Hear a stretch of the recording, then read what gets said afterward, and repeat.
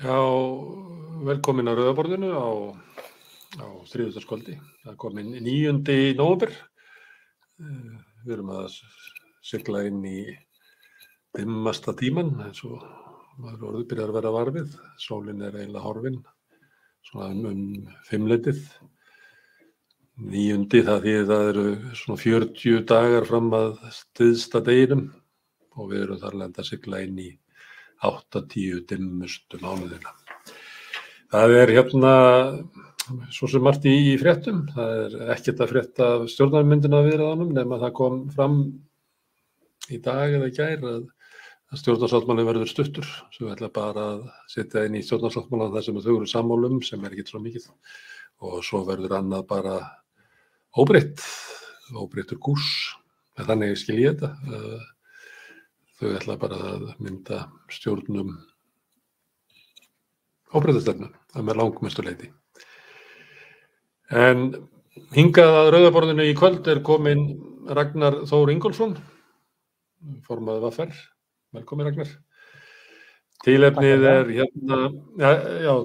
er Marta, alltaf gaman að tala við Ragnar, en hann hefur verið að skrifa svolítið mikið undanfarið, skrifa grein í Kjarnan fyrirsjáanlegt hrun efnahags fjármálakerfisins í heiminum og hann hefur verið að skrifa inn á Facebook meðal annars sölun á Mílu og við ætlum að fjalla það. En ástæða fyrir það að Ragnar er ekki við hliðina á mér þó að sé þannig að sé megi bara að fólk verið að vera með grímu ef það er nær hvort öðru heldur en 1 metra samkvæmt fyrirmælum stjórnvalda. Þá leyfum okkur að vera með allavega einn gest í stúdíói þessa dagana en Ragnar er ekki vegna þess að hann er í einangrun heima þessu, eða ekki? Þú ert í COVID-einangrun? Jú, það passar. Það er og kannski ástæðan fyrir að ég hef svona náð að gefa skrifunum svolítið gaum allar í síðustu daga að þegar maður er svona í einangrun að þá labba maður í hringi í náttfötunum og lætur huga reika og fer að skrifa hluti sem að manni hefur langað til að skrifa og gefa meiri gaum en kannski hefur ekki gefist tími til. En ertu með COVID? Já, ég er með COVID og smitaðist af því miður og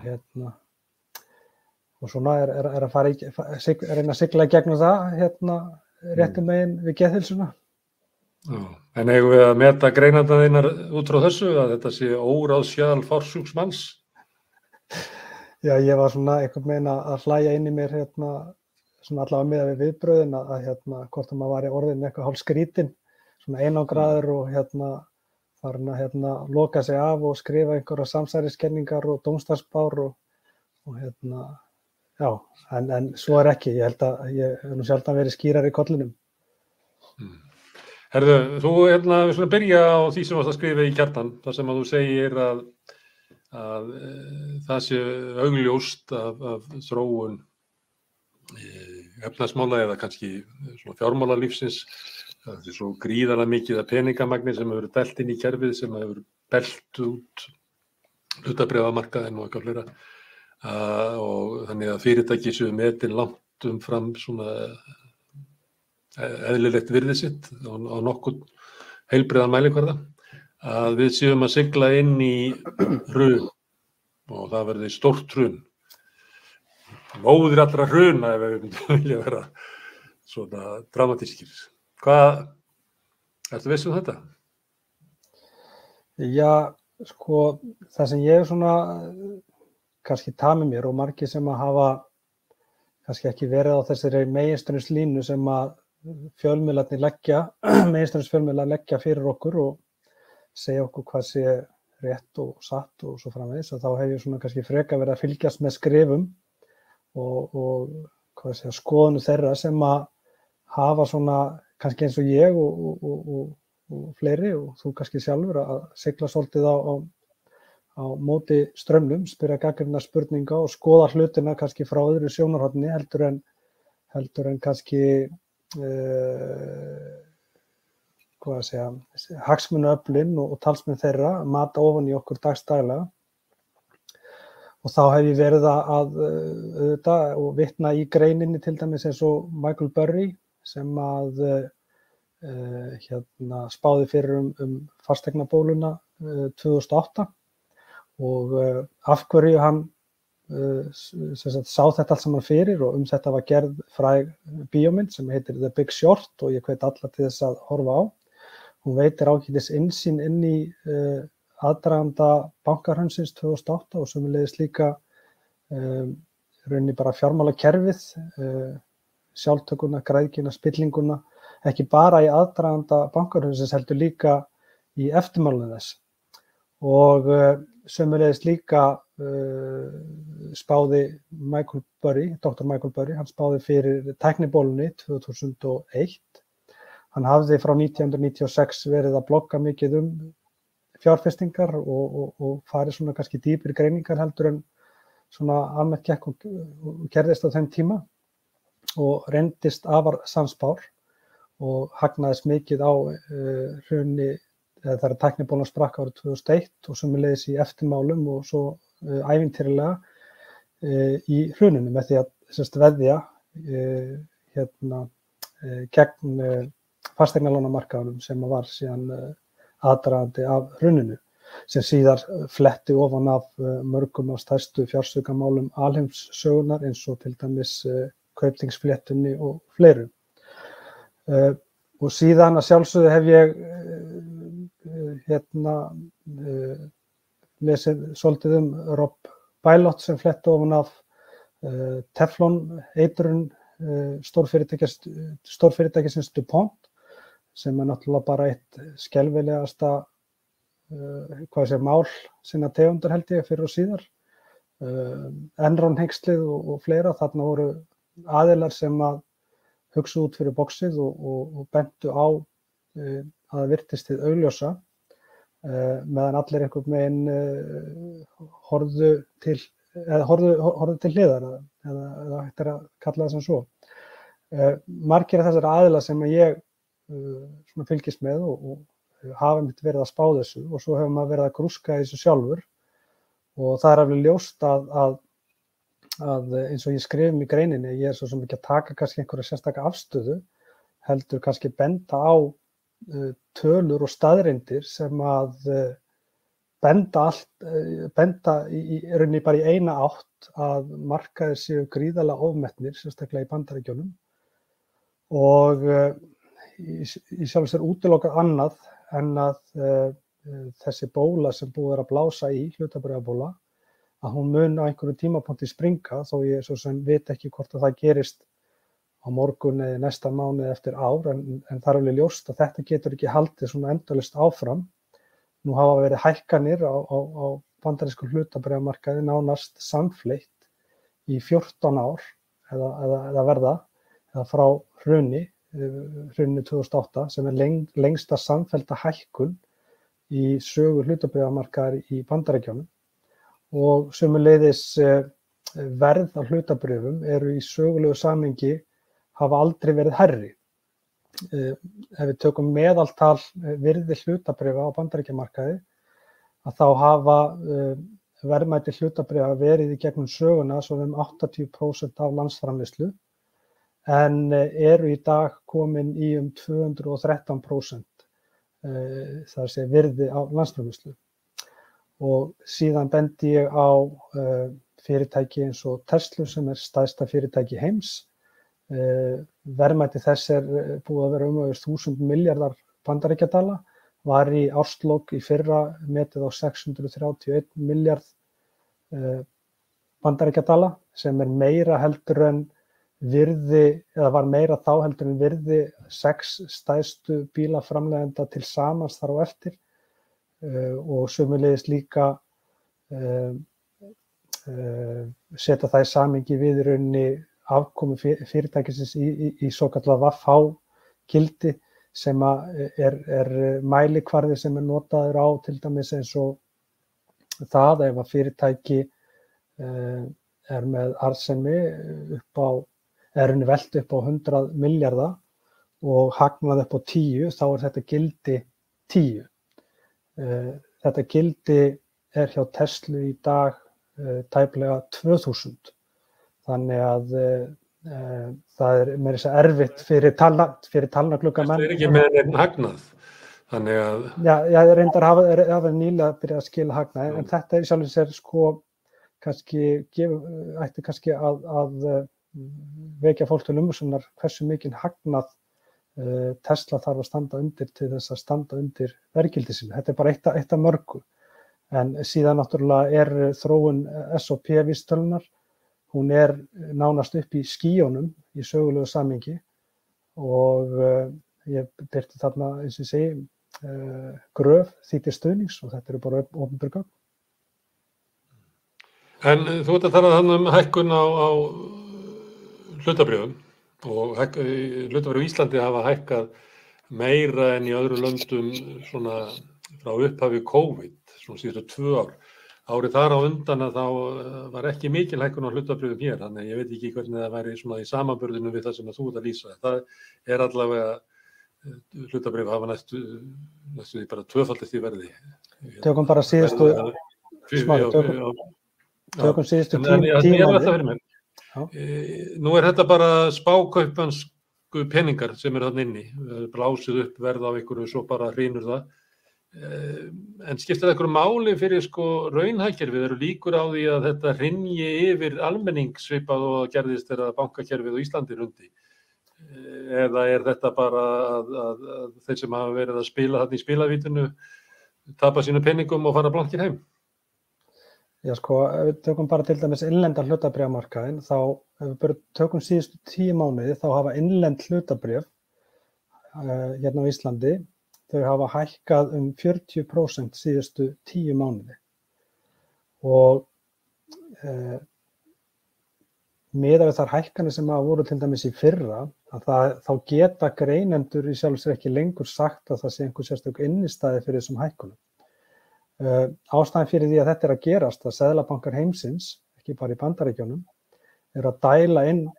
fjármagni, rárri peningaframleiðslu, þar sem að peningum dælt inn til þess að kaupa bæði verðbréf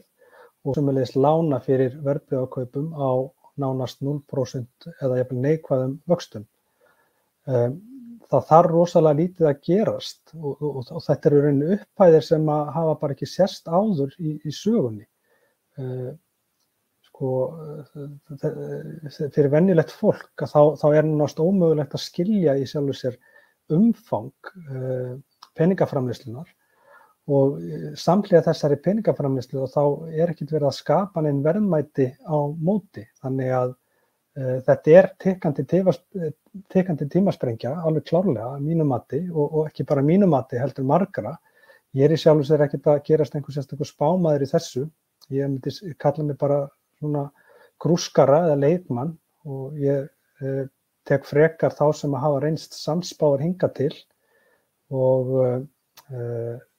spáð fyrir síðustu niðursveiflur og síðustu hrun, frekar heldur en greiningadeildir bankana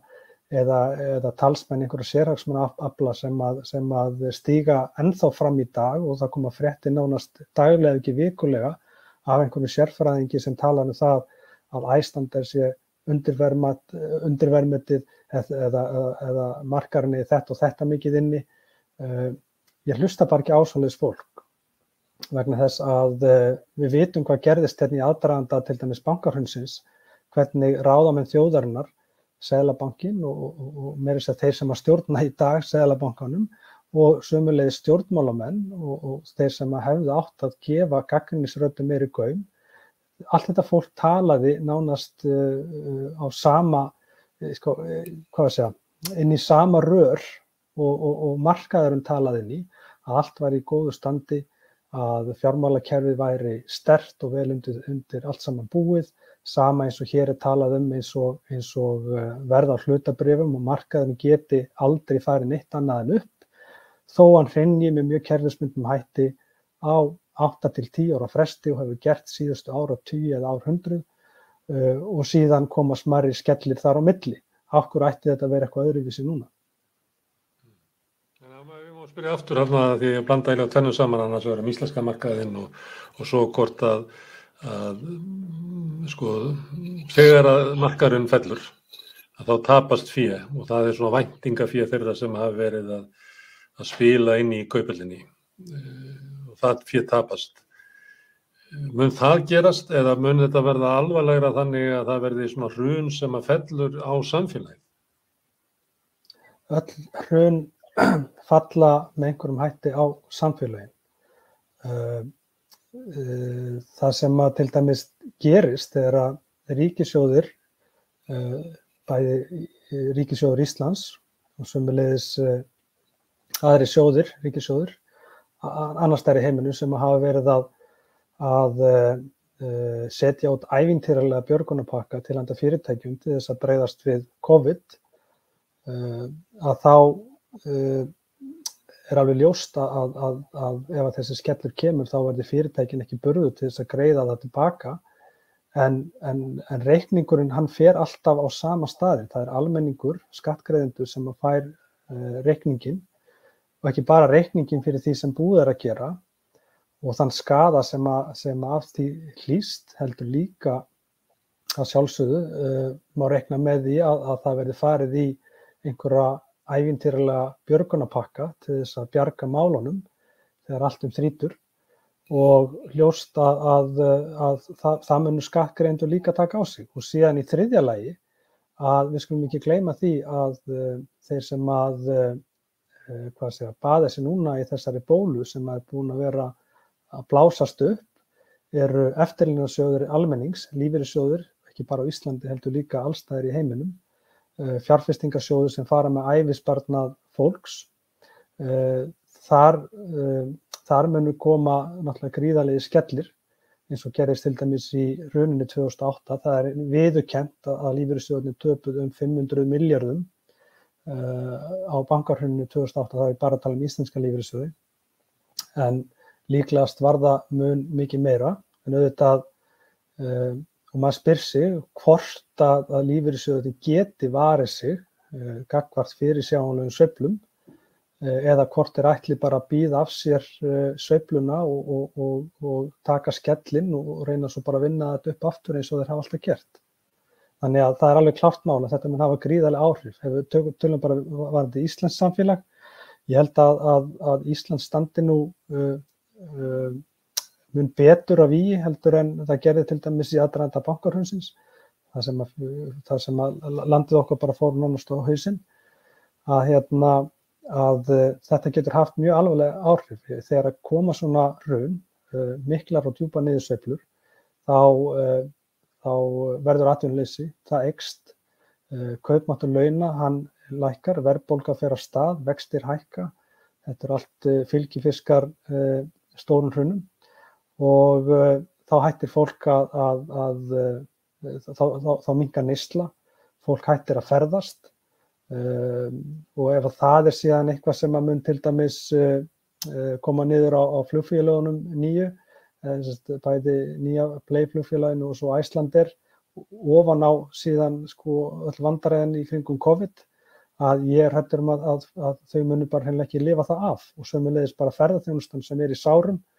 og það litla sem er nú til staðar í viðskiptum og veltu í ferðaþjónustunni að það geti farið í algjört frost í einhvern tíma. Eitt einkenni af þessum tímum alveg frá hruni og svona í Bandaríkjunum er það að ríkið dælir inn peningum inn í kerfin og til þess að vernda hlutabréfaverðið og fyrirtæki nota peningana til þess að kaupa eigin bréf í frekar heldur til þess að fjárfesta, til þess að spenna upp virði félagana sem að ýkir raunverulega hækkunina eða býr hana kannski til. Hér heima hefur þetta verið að sjá stundafarið með miklum uppkaupum á eigin bréfum. Það er mörg félög sem í þessu, kannski Síminn gengið lengst í því og félögin hafa kannski hækkað í virði vegna þess að þau eru með yfirlýsta stefnu að greiða hámarksarð til hluthafa sinna. Þetta er til dæmis stefna Arion banka sem að raunverulega dregur saman seglin á markaði. Við höfum ekki séð svona einhverja greiningu á því hvaða áhrif það hefur vegna þess að við erum í svona samdráttartímabili og það getur haft svona afleiðingar ef að bankar eru á sama tíma bara að draga úr útlánum sínum. Vegna þess að það er markmið bankans að verða frekar minni og til þess að geta greitt hluthöfum sínum sem allra mestan arð. Þannig að mörgu leyti hefur stuðningur stjórnvalda við fyrirtæki á svona síðustu árum og misserum raunverulega leitt til svona það sem verið að svona skræla þau að innan að einhver leyti að greiða sem allra mest að eigið fénu út til eigandana, nota fjárfestingagetu félagana til þess að kaupa eigin bréf til þess að auka verðmætin sem er hluthöfunum hagfelldara í staðinn fyrir að greiða arð þar sem er borgaður skattur mögulega að því en með því að kaupa eigin bréf þá hækkar bara eign hluthafanna í verði og er utan svona mögulegra skattheimtu. Væri hægt að segja það að þessi stefna að verja hlutabréfamarkaðinn eftir hrun og reyna að byggja hann upp hafi kannski enn aukið á svona það sem hefur verið kallaður fjármálavæddur kapitalismi, það sem að raunverulega öll virkni fyrirtækjanna á atvinnumarkaði snýst bara það að greiða sem allra mestan arð upp til eigandana en ekki kannski til þess að fjárfesta eða að búa til eitthvað nýtt eða byggja undir atvinnulíf framtíðarinnar.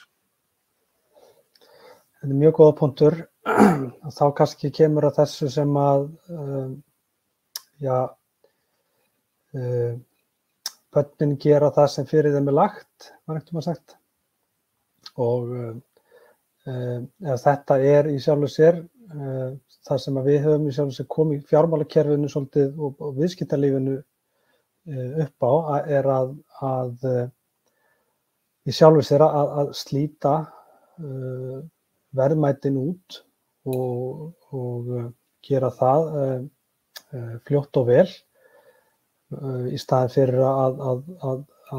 byrgja sig upp ef að niðursveiflur koma vegna þess að viðskiptalífinu og fjármálakerfið það veit og það vissi það líka 2008 að í Bandaríkjunum að ríkið myndi koma með risastóra björgunarpakka eða bailouts til tryggingafélagana og inn á Wall Street sem að náttúrulega endaði bara algjörlega skelfilega að þetta voru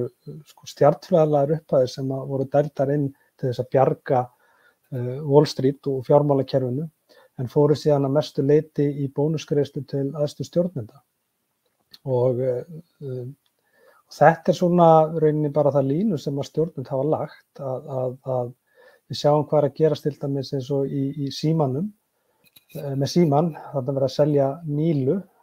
gríðarlega mikilvæga innviði, horfum hvað að gerast til dæmis í Skeljungi, þar sem búið að nánast að tæma félagið að innan,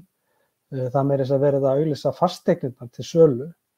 það verið að hreinsa félagið upp og þar virðast eins og til dæmis í símanum og sín, þar sem að við tökum bara fjarskiptafyrirtækin, þar sem að lífeyrissjóðirnir til dæmis eru stóru hluthafar, að þá eru minnihlutahópar sem að eru algjörlega ráðandi í þessum félögum sem að eru að hreinsa út nánast öllu verðmæti og munu greiða sér í arð mögulega áður en að kemur einhver niðursveifla en allavega að það virðist ekki vera vottur af samfélagslegri ábyrgð meðal stjórnenda og það er kannski ekkert skrítið vegna þess að nú eru mikið til sömu viðskiptablokkirnar eða mjög nafntógaðir einstaklingar sem voru helstu leikendur í bankahruninu og aðdraganda þess eru á bakvið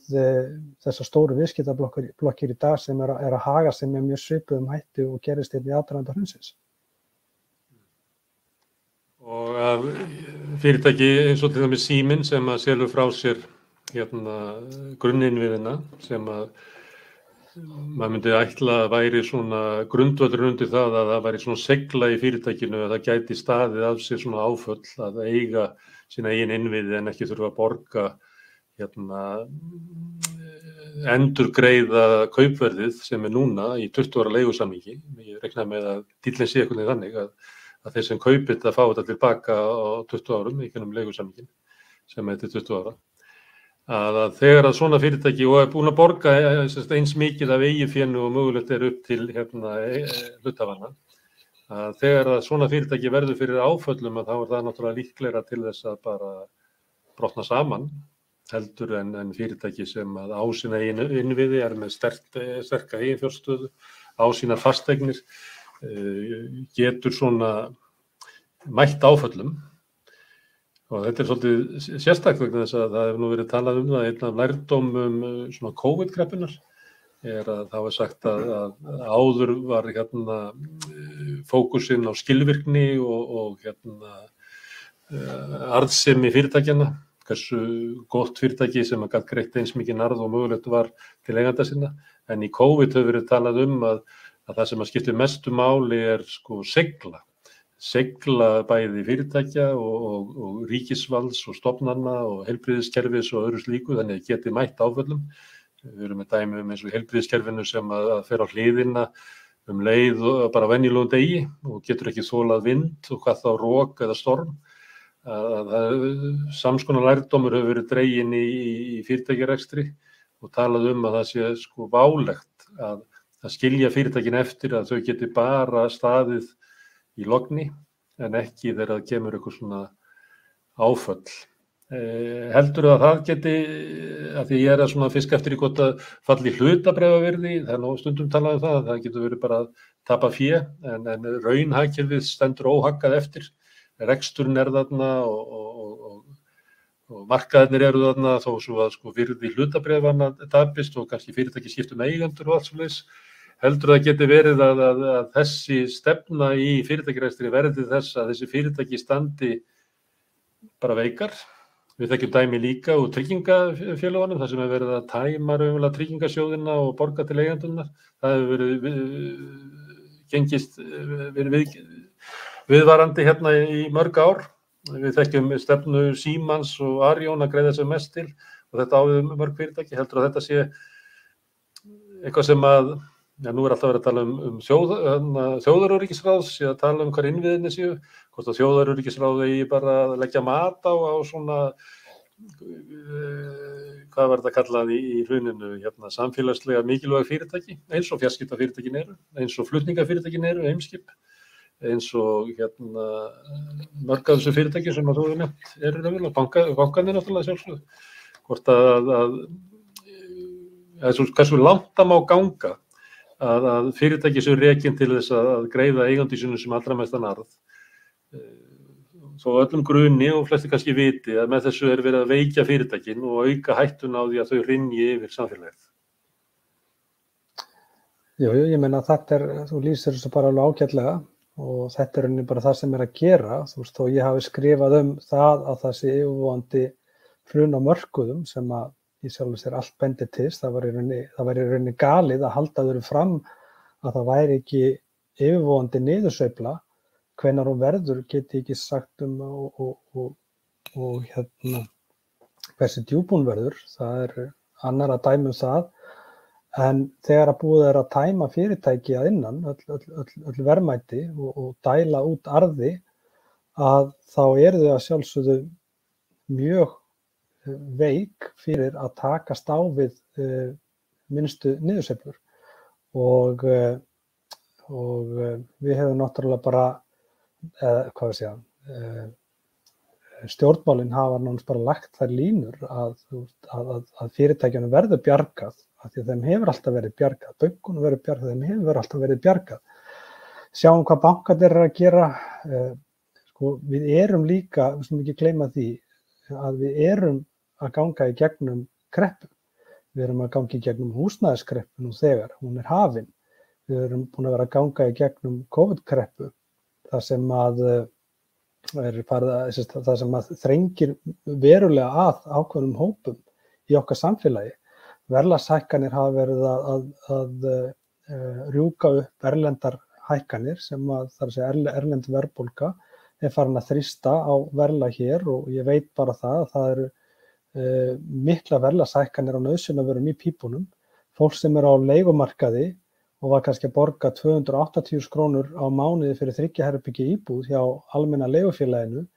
komið í leigu upp á 306.000 kall í dag. Fyrirtæki mörg hver eru að fækka starfsfólki, þau hafa verið að auka arðsemi sína gríðarlega, skila mjög góðra afkomu, hlutfall launakostnaðar hefur rauninni lækkað,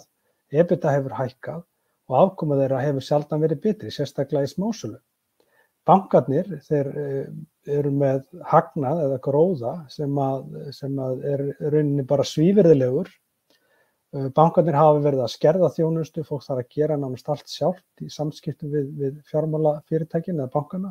Það er verið að segja upp starfsfólki nánast daglega, mikil fækkun, það verið að loka útibúum, minnka þau, þú getur ekki lengur orðið farið í útibú og tekið upp pening og síðan er verið að hækka rauninni alla gjaldtökur, skila vaxtalækkunum illa til fólksins. Þessi kúltúr í íslensku viðskiptalífi og bara í íslensku samfélagi, sérstaklega fyrirtækjamegin, hann er bara baneitraður og maður hefði haldið að stjórnvöld myndi nú þrýsta til dæmis þar sem að stjórnvöld eða bankasýsla ríkisins verið með stóra hlut til dæmis í bönkunum að hvetja til hófsemi í gjaldtöku og vaxtaálagi innan bankana gagnvart bæði einstaklingum og fyrirtækjum þegar við erum að sigla í gegnum mjög erfitt ástand eins og COVID er. Þó það sjálfsögðu hitti mjög misjafnlega fyrir bæði einstakling og fyrirtæki þessi veira að þá er í sjálfu sér held ég hægt að setja hegðun fyrirtækja núna síðustu 2 ár eða sem að COVID síðan COVID byrjaði að það er hægt að heimfara þetta í sjálfu sér þessa hegðun svolítið bara kúltúrni sem að er inn í íslensku viðskiptalífi og fjármálakerfi. Þetta eru bara virkar eins og svona ræningabæli, það er bara allir að reyna að ná sem mestum peningum upp til sín eins og í dauðans ofboði og svona hraðinn í því sem að er sala innviða, það byrjaði með því að bankarnir sjálfur voru að selja frá sér greiðslumiðlunarfyrirtæki, Borgun og Korta og Valitor sem að heitir einhverjum allt öðrum nöfnum núna, búið að selja þetta til Ísrael og Brasilíu og hagnaður bankana núna á þessu ári á samdráttartíma í íslensku samfélagi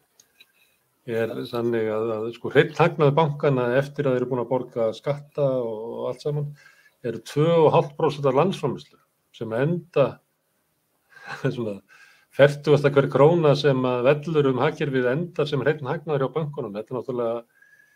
Þetta er svo galið að ég þetta er eitt að bara undrum jarðar og ég skil ekki, ég held að þetta myndi í öllum löndum á Íslandi myndi þetta valda uppþotum. Ég man að það var fyrir nokkrum árum, alltaf ekki fyrir svona 6-7 árum sem að norski bankar skiluðu óvenju miklum hagnaði sem var kannski bara 1/3 af þessu. Að þá voru bara fundir í Stórþinginu og það voru allir fjölmiðlar að fjalla um þetta. Hér kynna bankarnir það og þeir hafa náttúrulega enga pening annað en sem eru bara að taka af almenningi og fyrirtækjum og þeir skila einhverju sem er ígildi 1 Landspítali á ári og þetta er kynnt í fjölmiðlum bara eins og gleðifréttir. Það er stundum gengur íslenskt samfélag alveg fram að manni En þú varst að nefna bankana þá datt mér að bæta þessu við að þessi ógnargróði bankakerfisins er náttúrulega ég veit ekki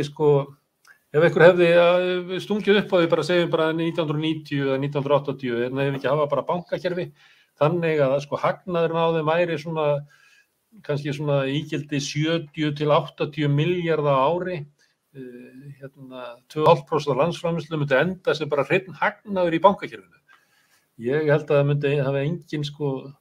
greitt þessari hugmynd atkvæði en samt er þetta eitthvað sem við búum við og höfum búin að búa við frá hruni. Hvað veldur þessu? Já, maður spyr sig líka í svona ástandi sem að við erum í dag, þar sem að maður hafði einhvern veginn vonast til þess að allir legðust á eitt við að komast svona standandi út úr þessari COVID-niðursveiflu og samfélagið tæki sig saman fyrirtæki og fjármálakerfið og sérstaklega bankarnir myndi svona draga úr arðsemiskröfu og verulega svona yfir kannski svona versta kúfinn, að það einhvern veginn eins og hið gagnkvæma hafi gerst að þegar að stuðningur stjórnvalda til atvinnulífsins var svona kortlaður og við fórum mjög vel yfir þetta, að það voru mörg af stöndugustu fyrirtækjum landsins sem hefðu átt að eiga mjög digra sjóði og hefðu getað rekið sig áfram, náttúrulega með einhverju niðurskurði í töluverðan tíma, voru bara nánast tóma í fé vegna þess að það var búið að greiða svo mikið út í arð, það var búið að taka allt út úr þessu. Og það ekki að sjá annað en að fyrirtækin, þegar mjög hart af ákveðnum hópum í okkar samfélagi sótt, þeim sem að mistu vinnu eða lentu á einhvers konar tekjufalli út af þá fóru á hlutabótaleið eða beint á atvinnuleysisbætur og síðan aftur mótið þeir sem að hallustu fæti standa sem eru náttúrulega öryrkjar og síðan eldri borgarar sem að fá ekki verðbætta afkomu sem nokkru nemur, þar sem að verðbættur lífeyri hann fer jafna harðan í skerðingar inn í almannatryggingakerfinu, að þá eins allavega með tölurnar gefa það til kynna, það sé bara nánast verið að spýta í bæði hvað varðar arðsemiskröfu og álagningu og sömuleiðis líka að það virðist vera með þessa rík hagræðingakrafa í gangi hjá fyrirtækjum einmitt í þessu ástandi þegar verið að tala inn í atvinnulífið og fjármálakerfið að halda sem flestum í vinnu og reyna að milda höggið. Þannig að ef þetta hugarfarið sem að við erum að upplifa núna, þá líst mér ekki á hvernig þetta verður í framtíðinni og náttúrulega, og mér hefur aldrei litist neitt sérstaklega vel á það, vegna þess að aðhaldið ekkert og aðhaldið einfaldlega ekki til staðar og þá kemur til dæmis aftur af hverjir eiga bankana og hverjir eiga stærstu fyrirtæki landsins. Ríkið stærsti eigandi íslenska bankakerfisins ennþá og það ríkið sem myndar þessa eigendastefnu og það alveg ljóst að þegar að COVID-aðgerðir ríkisins voru setta saman að þá hallaði ekki bara á almenning, það nánast var lítið sem ekkert sett í sérstakar og sértækar aðgerðir til almennings í landinu sem skipti máli og þá ég að tala inn í þá hópa sem að lentu í verulegu tekjufalli eins og atvinnulausir og þeir sem lentu á hlutabótaleið og svo framvegis. Þegar ég segi lítið sem ekkert, það var farið í aðgerðir, það var tekjutengda tímabili var lengt og það var sett aðeins meira í atvinnuleysisbótakerfið og svo framvegis, barnabótarauki og eitthvað svona. En þetta svo smávægilegt með það sem var sett inn í atvinnulífið að ég held að Halldór Benjamín hefði nú alltaf getað skrifað þetta betur sjálfur. Það nú bara þannig, því að það nú þannig að tillögur samtaka atvinnulífsins og viðskiptaráðs bara fara í gegn, það er raunverulega stefna stjórnvalda hverju sinni. Þegar fara í gegnum svona hver annar gegnutrekkur og síðan það sem gerist í framhaldi sem kannski líka býr til þetta svona þenslu ástand að hluta til og mildaði höggi fyrir almenninga. Almenningi var gert það kleift að taka út óaðfararhæfan séreignarsparnað til þess að standa undir sinni kreppu.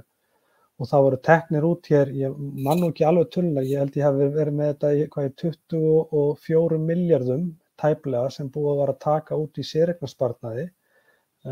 Síðast þegar ég fór yfir tölurnar sem þýðir að ríkið fekk á bilinu 11 til 12 milljarða í tekjuskatt af úttekt almennings og séreignarsparnaði og þetta voru nú öll úrræðin að ríkið kom út í plús. Það var líklega staðið undir öllum aðgerðum stjórnvalda sem ekki eru bara atvinnuleysistryggingar, aukin geðþjónusta fyrir börn og allt þetta sem var kynnt svona samhliða sem var verið að kynna alla peningana sem átt að fara til fjármagns- og fyrirtækjaeigenda. Líklega hefur þetta sem þú ert að benda á sem eru bjargir almennings til þess að gangi gegnum kreppuna. Ég þekki það sjálfur, ég er atvinnulaus og hef ég verið að borða séreignarsparnaði minn. Að skattgreiðslurnar af því hafa staðið undir líklega öllum aðgerðum ríkisstjórnarinnar sem að beint til almennings? Allavega stórum hluta. Við fórum nokkuð svona djúpt í þetta og fórum yfir aðgerðaplanið þar sem að stjórnvöld voru búin að áætla í hinar ýmsu aðgerðir til handa fyrirtækjum. Til dæmis ein af aðgerðunum var það að borga uppsagnarfresti fyrir fyrirtæki sem var mjög stór aðgerð og svo náttúrulega fórum við þær aðgerðir sem voru merktar heimilunum og við náttúrulega skilgreindum þetta bara eftir okkar bestu samvisku, hvað var fyrir hvern og það er alveg ljóst að þegar við fórum að skoða aðgerðaplanið sem ríkisstjórnin var með og síðan ádráttinn, hvað fór síðan raunverulega í hvern pakka, að þá er alveg ljóst að séreignarsparnaðurinn, eða það er að segja tekjuskattur og séreignarsparnaði, hann fór nú nokkuð langt með því að dekka upp stóran hluta af þeim aðgerðapökkum, sértæku aðgerðum sem voru settar á fyrir fólkið. Og við skulum ekki gleyma því að atvinnuleysisbætur og atvinnuleysistryggingasjóður, þetta eru réttindi, þetta er ekki sértækt COVID-úrræði, þetta eru réttindi sem að verkalýðshreyfingin samdi með tár, svita og blóði árið 1956 í verkföllunum og við getum ekki kallað þetta sem sértæka COVID-aðgerð, við fjármögnum þetta með tryggingagjaldinu og ef að stjórnvöld hafa eitt í eitthvað annað þá er það ekki við okkur að sakast. En ástandi sem þú ert að lýsa sem að eru fyrirtæki eða sem að eigendurnir eru bara að skræla það innan og taka til sín hagnaði, kaupa eigin bréf til þess að spenna upp hlutabréfaverðið. Þetta er svona ástand sem við kallað svona ólígarkismi, sem þeir sem að komast í aðstöðu raunverulega nota fyrirtækin bara í eigin þágu, laus við alla svona samfélagslega ábyrgð eða svona byggja upp samfélag til lengri tíma. En einkenni á ólígarkismannum er það að þeir hafa náð stjórn á ríkisvaldinu og eins og þú varst að segja áðan að þegar COVID kom að þá voru það fjármagns- og fyrirtækjaeigendur sem voru fremstir í biðröðinni hjá ríkissjóði að fá styrkina, ýttu þar til hliðar fátæku fólki og öldruðum og öryrkjum sem hafði beðið lengi eftir réttlæti, en þeir fengu peningana út og þetta er einkenni á samfélagi sem er kallað ólígarki, þar sem að þeir sem að hafa komist yfir eignir, auðlindir, fé og völd almennings beita ríkisvaldinu fyrst og fremst í eigin þágu. Og það er spurning hvort að við Íslendingar eigum ekki bara að fara að viðurkenna það að þetta er samfélagsgerðin sem við lifum í. Þetta er stundum kallað þjóðræði líka af þessum sökum, vegna þess að þeir sem hafa aðstuna til þess eru bara að taka til sín það sem áður var byggt upp. Þetta skýrasta dæmið er í austrinu í Rússlandi, þar sem að fyrrverandi kommissarar í kommunistaflokknum hreinsuðu bara til sín eigur sem almenningur hafði. Við þekkjum þetta hér úr samvinnuhreyfingunni, þar sem að kommissararnir í samvinnuhreyfingunni bara hirtu til sín það sem að samvinnuhreyfingin átti. Og þannig er þetta ekki bara í austrinu og ekki bara hér, þetta er einkenni á bandarísku samfélagi eins og þú ert að lýsa, hvað að þegar það var talað að ætti að dreifa peningum samfélagið, dreifa peningum bara eins og úr þyrlu, eins og var sagt eftir hrun, að þá var sagt að sú þyrla fór bara fyrir ofan Wall Street og dældi peningunum þar inn og auðgaði þannig að þeir sem voru valdir af fjármálahruninu að þeir auðguðust mest í 10 árunum á eftir og meira jafnvel heldur en þeir hafðu gert í árunum að. Þannig að kannski eigum við bara að horfast í augu við það að við búum við svokallað ólígarkisma. Við erum að sigla út úr svona eftirstríðsára lýðræðissamfélaginu. Þannig að nú eru það þannig að þeir sem eru auðugastir og ríkastir sem fara með öll völdin og ríkisvaldið er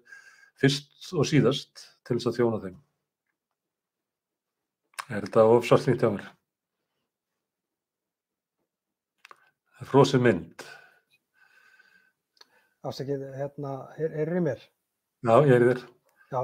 ég datt aðeins út netið hjá mér. Ég þurfti að endurræsa. Þú heyrðir ekki minn langa fyrirlestur, en það skiptir ekki máli. Nei, ég velta fyrir hvort það við ættum nót. Ha? Hvað segirðu? Já, hvort að við ættum ekki bara að horfast í augu við það, við búum við svokallað ólígarkisma, þar sem að þeir sem hafa náð undir sig sagt, völdum, auð og auðlindum og eignum almennings hafa náð jafnframt völdum yfir ríkisvaldinu og stýra því bara í sína þágu, þannig að þegar það kemur að einhverjum áföllum eins og COVID eitthvað, þá eru það þeir sem eru ríkastir og valdamestir sem að fá mest út úr því og það bara ríkisvaldið þjónar þeim. Jú, þú orðar þetta rauninni bara mjög vel og ég held að þetta sjáu nú allir sem að nenna nú að hafa augun hálfopin gagnvart þessu kerfi sem að við höfum byggt hér upp og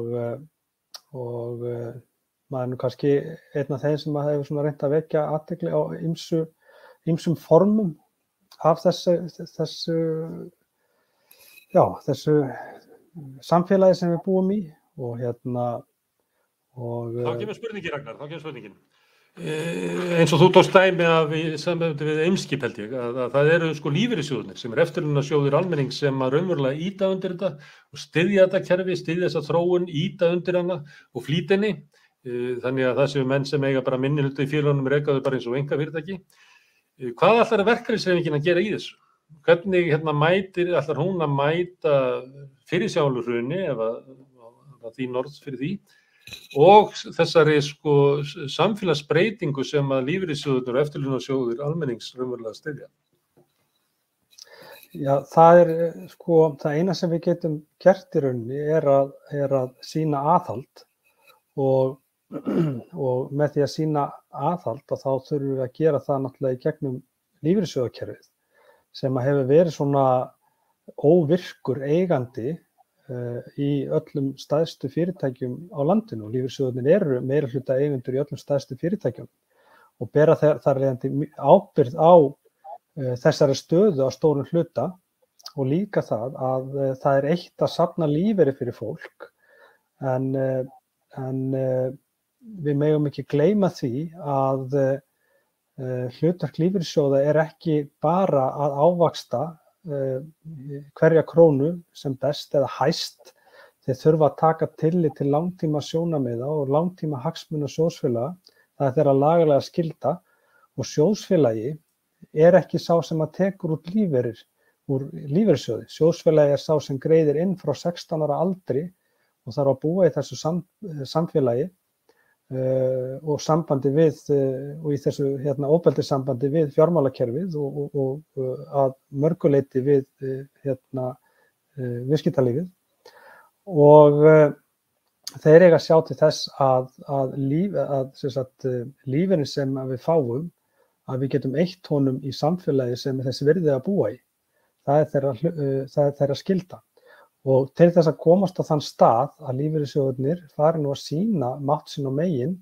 inn í félögum þar sem þeir gætu og ættu að vera ráðandi, eins og til dæmis í Eimskip þegar að förgun skipana komst í hámæli og líklegast einn alvarlegasti umhverfisglæpur sem framin hefur verið í Íslandssögunni kemst upp, að þar eru samherjamenn nánast með tögl og hald á félaginu samt í minnihluta. Ef við tökum söluna á Mílu, þar sem að lífeyrissjóðirnir eru með 62% eign, þeir eiga 62% í félaginu, en Stoðir sem eru með 16% eignarhlut í félaginu virðast algjörlega stjórna þessari atburðarás að selja þessa mikilvægu innviði sem að fyrir lífeyrissjóði er algjörlega galin, hún er algjörlega gagnslaus. Lífeyrissjóðir hafa ekkert við þessa peninga að gera. Þeir þurfa ekki að fá þennan arð út úr símanum með sölu á þessu mikilvægu innviðum, með allir þeirri áhættu sem því fylgir. Þannig að lífeyrissjóðirnir hafi ekki stigið inn í þessa atburðarás fyrir lifandis löngu síðan er rauninni bara rannsóknarefni út af fyrir sig. Vegna þess að fjárfestingakostir almennt, þeir eru sérstaklega í svona umhverfi á mörkuðum eins og er í dag að skuldabréf, ríkisskuldabréf og ríkispappirar til dæmis erlendis eru nánast á 0% eða neikvæðum vöxtum en hlutabréfaverð eru í sögulegum hæðum eða skýjum sem bara hafa ekki sést áður og til hvers ættu lífeyrissjóðir að vera að selja mikilvægi innviði sem og þetta er sala sem nemur sko mun hærri upphæðum heldur en sko velta Símans eða þannig að þetta eru svo háar upphæðir að lífeyrissjóðirnir munu eiga í stórkostlegum vandræðum með að koma þessum fjármunum í vinnu og tala ekki áhættuna sem af þessu skapast ef að kostnaður við fjarskipti og internet og streymi og annað sem nú framtíðarstefið í tækninni, að ef að það verður síðan orðið margfalt dýrara að þá mun það koma niður á sömu sjóðsfélögum og hagsmunir þeirra sem að stjórnendur lífeyrissjóðanna hafa lögvarða hagsmuni í að verja. Þannig að og síðan eins og sem mjög sérstakt að ég var í gærkvöldi og kannski þökk því að vera í einangrun að geta strunsað úr náttfötunum og klóra sér í hausnum og drukki kaffi og verða að grafa upp alls konar hluti á netinu, að ég þurfti ekki annað en að googla fjárfestingarsjóðinn Digital Colony sem að kaupa alla innviðina inn í Sín og af Sín og Nova, og síðan googlaði ég í sömu setningu sjóðinn sem Ardia sjóðinn sem að kaupa af Mílu af Símanum. Og þú googlar þessar tvo sjóði saman, þá kemur í ljós að þeir hafa starfað mjög náið saman í innviðafjárfestingum, eins og til dæmis í Norður-Ameríku, þar sem þeir hafa keypt risafélag sem heitir Sayo Group, minnir mig, og sem sagt rekur fjarskiptamöstur í Norður-Ameríku og víðar. Og þarna eru 2 sjóðir sem að kaupa innviði af 3 stærstu og rauninni einu stærstu fjarskiptarisunum á Íslandi og gera við á 20 ára samning. Það sé bindandi 20 ára samning. Sem náttúrulega bara svo bara svo stjarnfræðilegt eitthvað. Þetta bara svo sturlað í mínum augum. Að Ardia sjóðurinn, hann kaupir innviðina af Mílu, gerir 20 ára samning við Síman sem skuldbundur sig til þess, og það veit enginn hvað þessi samningur inniheldur, á 78 milljarða. Síðan kemur hinn sjóðurinn, Digital Colony, sem að kaupir innviði af Sín og Nova, sem eru rauninni hinni stærstu, og gera 20 ára framverkan eða leigusamningum afnot á kerfunum, sem skilyrði fyrir kaupunum við það félag. Síðan hafa þessi 2 sjóðir verið að vinna mjög náið í fjárfestingum erlendis, og af hverju ósköpunum mættu þeir að keppa á litla Íslandi ef að þeir eru að vinna saman í svipuðum innviðafjárfestingum annars staðar. Maður spyr sig hver síðan þá staða þeirra sem að geta mögulega verið í samkeppni við Mílu og þessa sjóði þegar að búið að skuldbinda stærstu fjarskiptafyrirtækin í viðskiptum við sjóði sem að hafa innbyrðis tengsl. Og mér finnst þetta að vera svo yfirgengilegt rugl, sérstaklega það að lífeyrissjóður sem var 62% í Mílu skuli lúta því að einhver viðskiptablokk, gamla FL Group, Stoðir, það sem að innandyra eru menn og einstaklingar sem eru nú vel þekktir úr íslensku viðskiptalífinu og ekki af hinu góða, að eru þarna að selja 20 ára veltu eða viðskipti Símans við Mílu 20 ár fram í tíman og borga sér út. Þarna klárlega verið að horfa á skammtíma sjónarmið á kostnað langtíma hagsmuna viðskiptavina Símans, starfsfólksins sem að þar starfar og alls almennings í landinu. Og þarna bara verið að gambla með mjög mikilvæg innviði, og ef að fólk heldur að fjarskipti og nettengingar og 5G uppbyggingin og allt þetta sé mikilvægt í dag, þá á þetta bara eftir að verða mikilvægari hluti af okkar samfélagi. og verðið á þessari þjónustu mun hafa mjög mikið að segja. Þannig að ég hef verulegar áhyggjur af þessu. Ragnar, það áður en að ég sleppi þér í náttúrunni aftur. Þá verð ég að spyrja þig hvernig líst þér á málefni Eflingar? Já, þetta fyrir mér þetta bara óvæntanlega sorglegt. Þetta búið að fá bara mjög mikið á mig. Þetta komið mjög óvart þegar að Viðar og Solla sögðu af sér og síðan bara að þurfa að horfa upp á þennan farveg sem að málið komið í á opinberum vettvangi. Ég er bara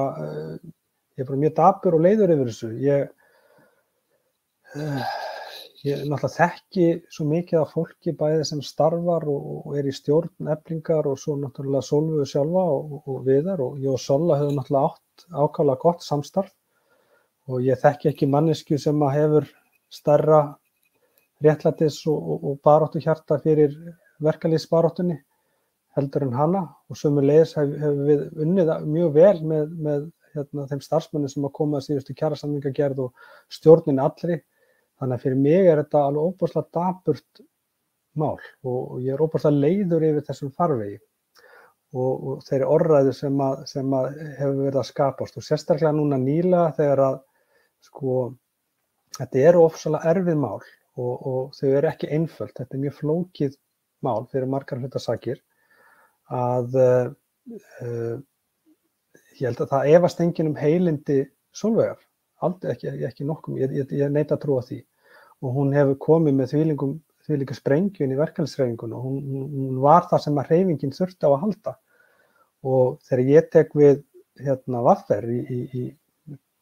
þar sem ég vann kosningu 2017 mjög óvænt að margra mati og kom mér mjög óvart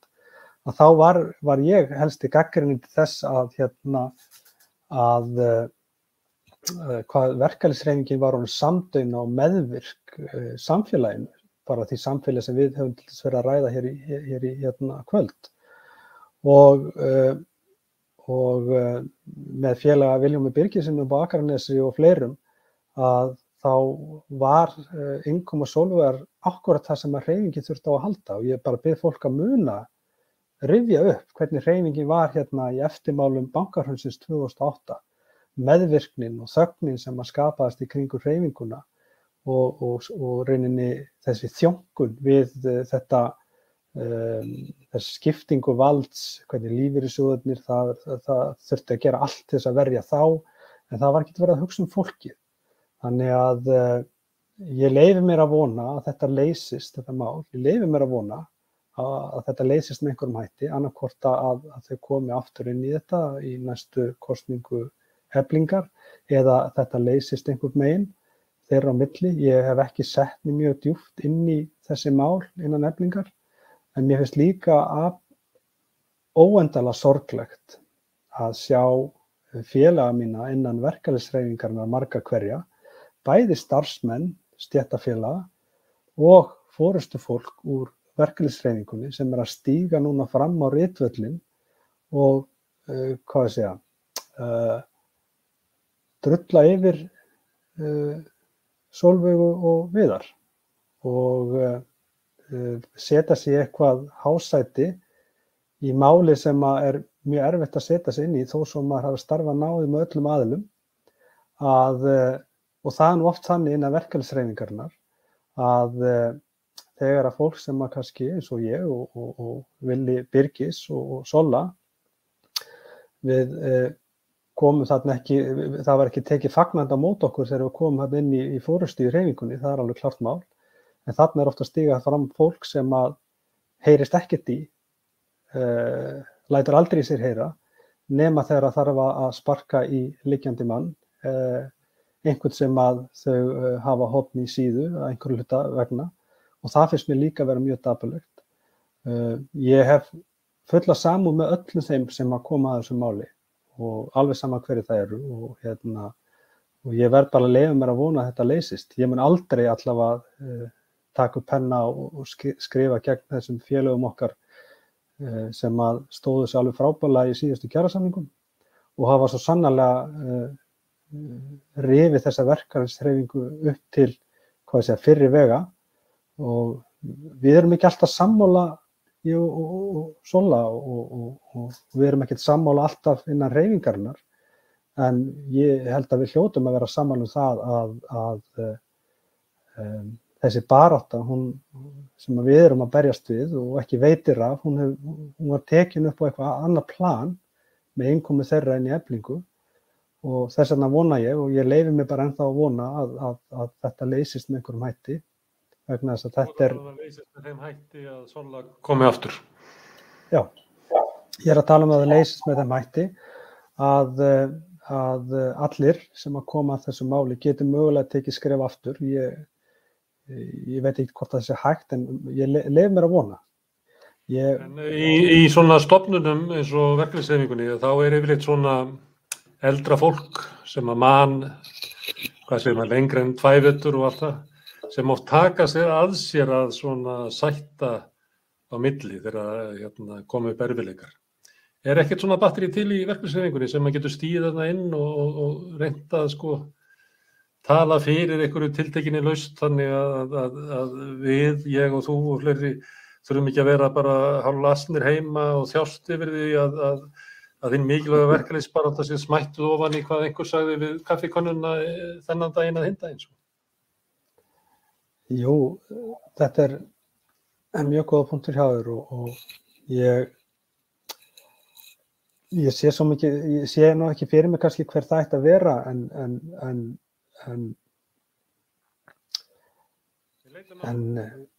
hvað segirðu? Sem að finnur þetta, því að þetta ekki hægt að lifa við þetta. Nei, ég get alveg sagt þér það að ég mun leggja mig allan fram og bjóða fram alla mína krafta til þess að reyna að finna á þessu lausn. En það svo erfitt að tjá sig þetta vegna þess að þarna ganga náttúrulega mjög harðar ásakanir á víxl og eins og ég sagði áðan, ég hef átt alveg frábær samstarf við Sollu og stjórn Eflingar og sömuleiðis starfsfólk líka og þess vegna tekur það mér mjög sárt að þessi staða sé komin upp vegna þess að ég held eða leyfi mér allavega að halda að þetta hefði verið leysanlegt með einhverjum öðrum hætti án þess að gera lítið úr þeirri stöðu sem uppi komin að þá bara leyfi mér að vona að það finnist á þessu lausn og það sé einhver eða kannski að þeir aðilar sem að eiga hluta máli að þeir geti tekið djúpt inn andan, jafnvel skref aftur og þá leita kannski til einhverja sem að þau treysta til þess að leysa þetta með þeim. Það mín von en ég veit svo sem ekkert hún kannski duga skammt en þetta hið versta mál fyrir hreyfinguna og veikir okkur sem heild og en við bara vonum, ég verð bara að vona það besta, það eina sem ég get gert. Já. Og raunverulega ertu bara að tala fyrir svona klassískri afstöðu að þegar koma upp svona mál þar sem eru 2 hópar sem að deila, þá ekki alltaf rétta ákvörðun að stilla sér upp með öðru hvoru þeirra, heldur verður ykkur að taka að sér að stilla sér upp við einhverri framtíð sem að getur verið lausn á málinu og fara að tala fyrir henni. Núna virkar þetta bara sem einhverja svona stríðandi fylkingar sem að rópa hvor á aðra og þú varst nú að vitna til starfsfólks í verkalýðshreyfingunni sem ákveðið stökkvinn á völlinn og fara að taka afstöðu með einhverjum þessum hópum í þessari deilu. En það náttúrulega þessi deila sem við verðum einhvern veginn að losna út úr og komast inn í. Þannig að það þarf að fara að finna bestu lausnina fyrir félagann í Eflingu. Þetta er ömurleg staða fyrir félagann í Eflingu. Og það hlýtur að vera einhver vilji hjá bara forystu Eflingar að Efling komi út úr þessu sem það sterka og öfluga verkalýðsfélag sem að félagarnir eigi skilið, að reki hagsmunabaráttu sína. Þetta er náttúrulega stærsta láglauna verkalýðsfélag á landinu. Þetta inn í sagan bara forysta í verkalýðsbaráttu 20-aldarinnar, liggur í þessu félagi. Þannig að það eru alveg ótrúlegir hagsmunir sem eru þarna sem að við skulum vona að verði sigurvegarar í þessari deilu. En ég þakka kærlega fyrir Ragnar, þetta þungu þáttur hjá okkur, við vorum það yfirvofandi heimsendi og erfiðleika í verkalýðshreyfingunni og hvernig þjóðræðið hefur raunverulega vaðið hér uppi, þannig að þetta er tímandi sem við lifum á. Ég þakka þér kærlega fyrir að taka þér smá hlé úr COVID-inu og spjalla við okkur hérna við Rauðaborðið. Og hlustundur þakka ég kærlega fyrir að vera hérna með okkur. Rauðaborðið heldur áfram á morgun og þá kannski, ég held ég geti fullyrt að tökum upp léttara hjal.